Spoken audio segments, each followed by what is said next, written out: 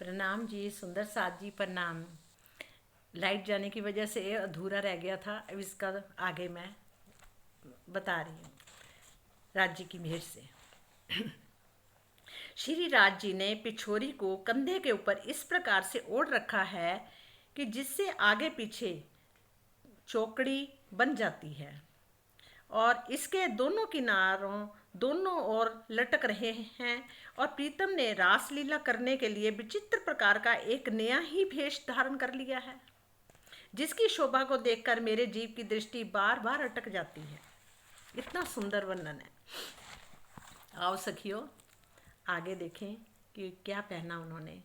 यदि श्री राज जी के हाथों की कोमलता, अब हाथों का आया, हाथों की कोमलता और उसके रंग की सुंदरता के बारे में देखें तो एक प्रकार की अलौकिक छवि दिखाई देती है।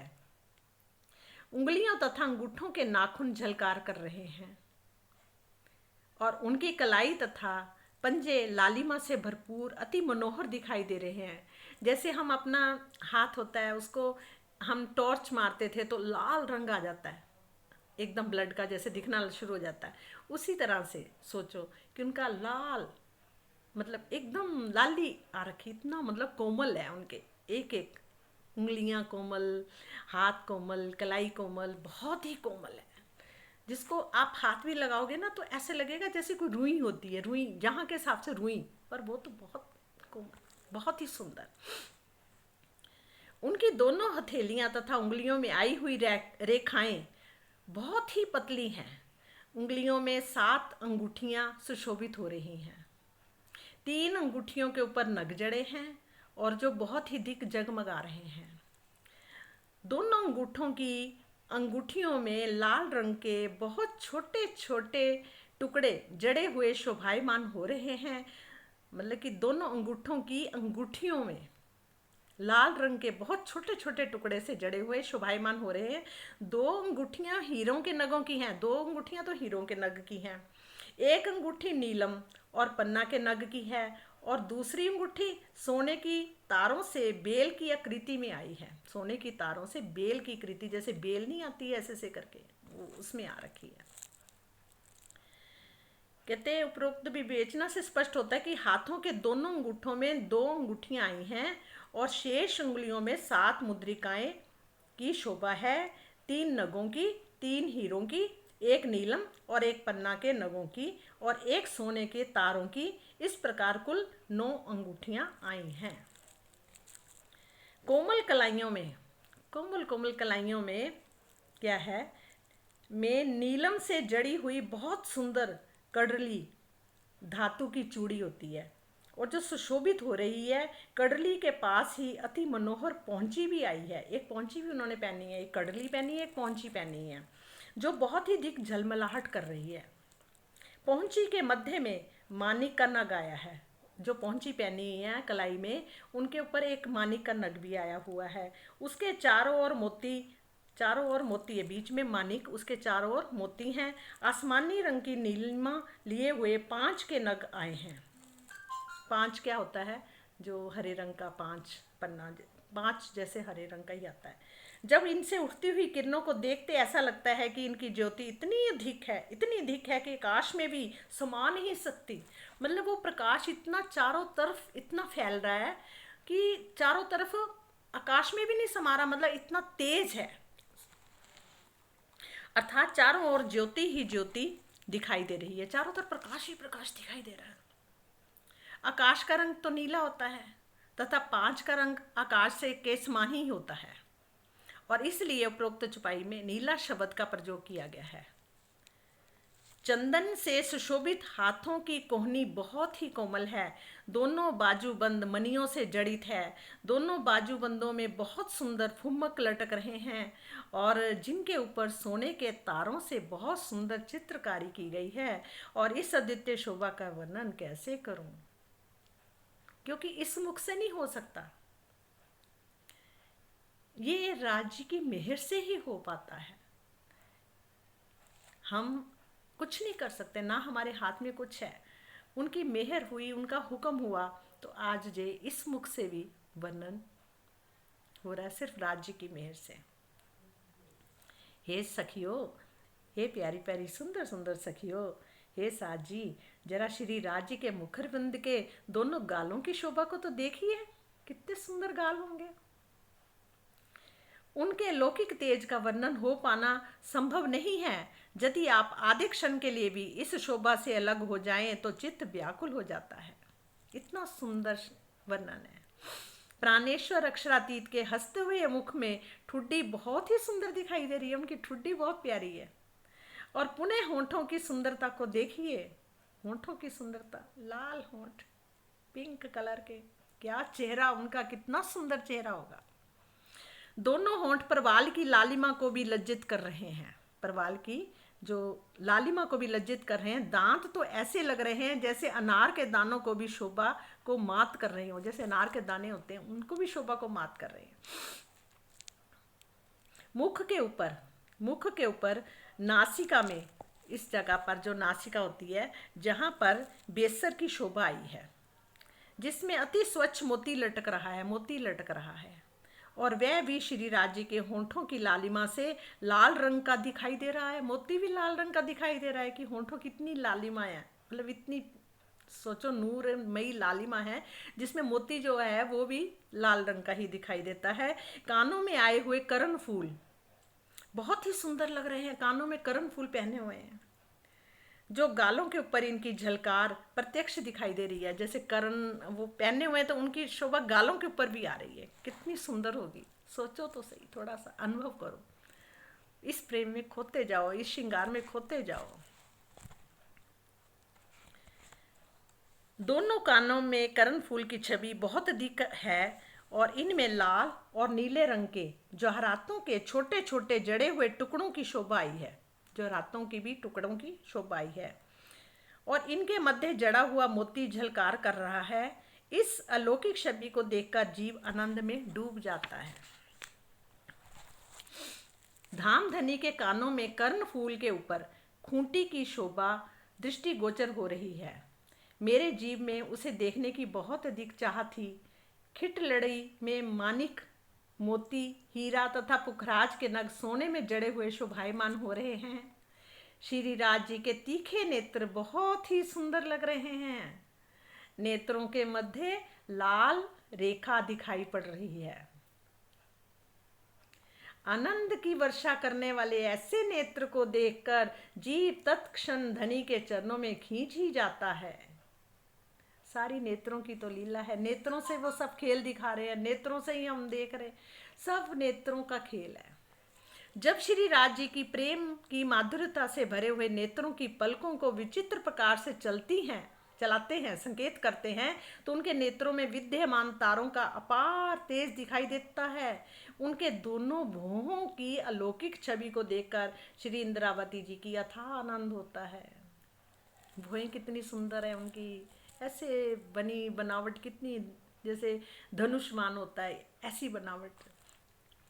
माथे पे, ललाट पे आई हुई नीले पीले तथा लाल रंग का तिलक की रेखाएं बहुत ही सुंदर लग रही हैं।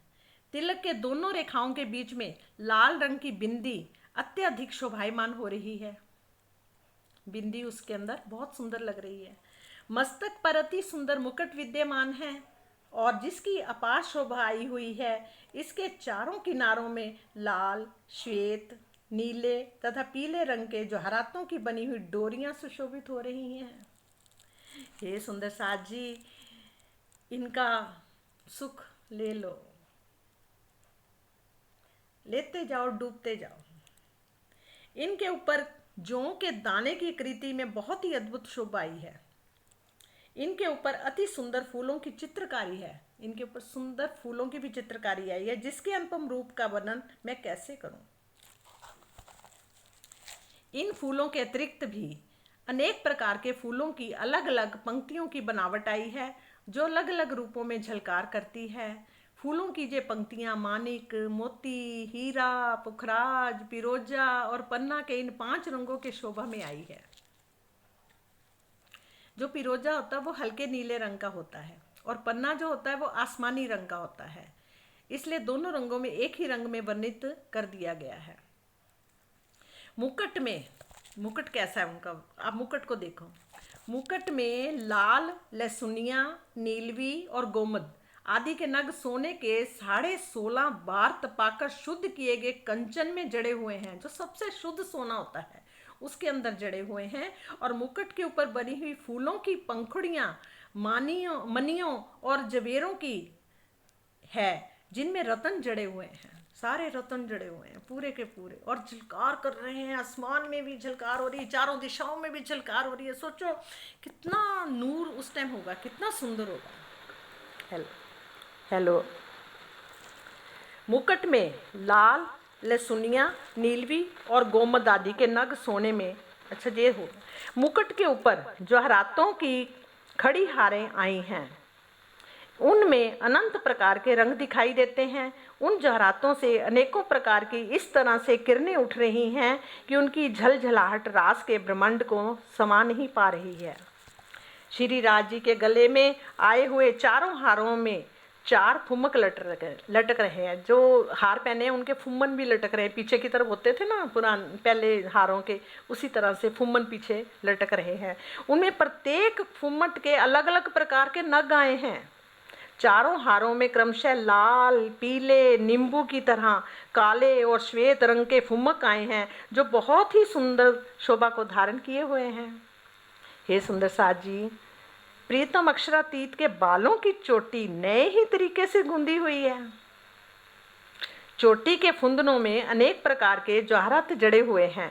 जो फुंदन होते हैं उनमें जवाहरात जड़े हुए हैं। फुंदनों से घेर कर घुंघरी आई है। फुंदनों से घेर कर घुंघरियाँ जैसे होती है ना, छन छन छन छन आवाज आती है, उस तरह से घुंघरी आई है और उनकी बहुत ही मधुर ध्वनि आ रही है। गोफट ने फुंदने में जो फुम्मक दिखाई दे रहे हैं, मतलब इनके अंदर जो फुंदन से दिखाई दे रहे हैं ना, उनका रंग गहरा लाल आया है। और उनमें फुम्मक में मानिक, मोती, पन्ना और पुखराज के नग बहुत ही सुंदर तरीके से जड़े हुए हैं।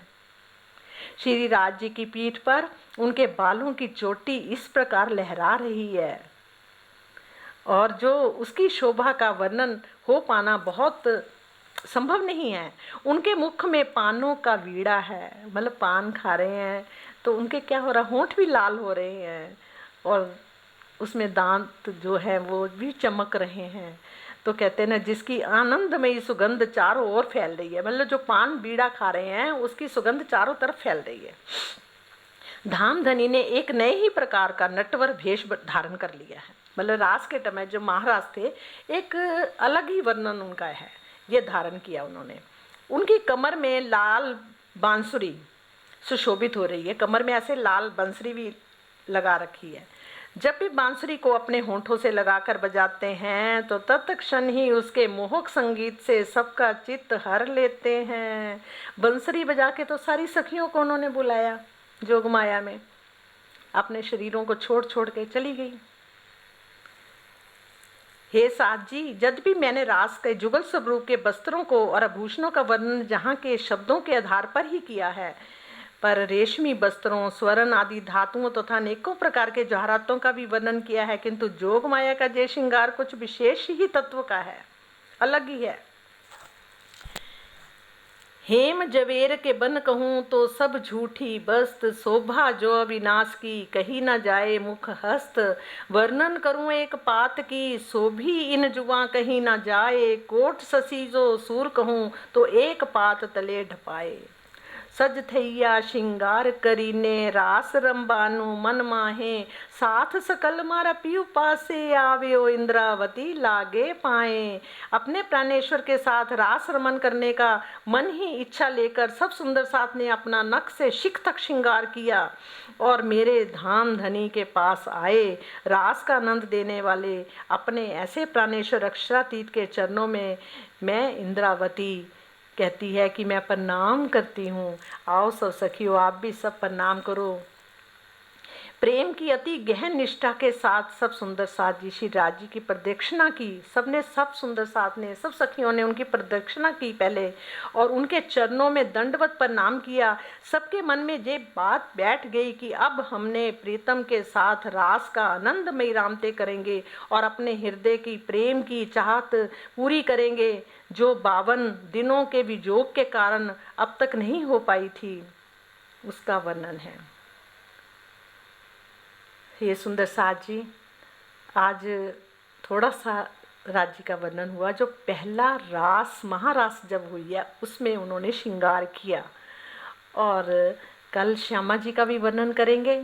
और एक, अगर आप करोगे, अगर आप सब मेरा साथ दोगे तो सुंदर साथ जी हम उनकी रामतों का वर्णन भी करेंगे, एक एक रामत का वर्णन, कि क्या क्या रामतें महारास में कौन सी रामत खेली थी, वो सबका वर्णन होगा। अगर श्री राज जी चाहते हैं अपनी सब सखियों को बताने के लिए, अपनी रूहों को बताने के लिए, वो चाह रहे हैं, तो शायद इसीलिए उन्होंने ये आज कृपा करी, मेहर करी सबके ऊपर। मेरे ऊपर भी मेहर करी, आप सबके ऊपर भी मेहर करी। मैं राज जी का बार बार उनको धन्यवाद कर रही हूँ कि आपने मुझे ये मौका दिया। प्रणाम जी, सब सुंदर सत को प्रणाम, सब सखियों को प्रणाम। बोलो श्री सतगुरु महाराज की जय। अब ये 2 में डिवाइड हो गया, क्योंकि एक बंद हो गया था मेरे से गलती से, अब दूसरा ये वाला वीडियो है, ठीक है। और कल हम श्यामा जी का करेंगे, श्रृंगार का वर्णन, फिर उसमें रामतें आएंगी, महारास में क्या क्या रामतें खेली थी, सबका वर्णन होगा। प्रणाम जी, सब सखियों को प्रणाम।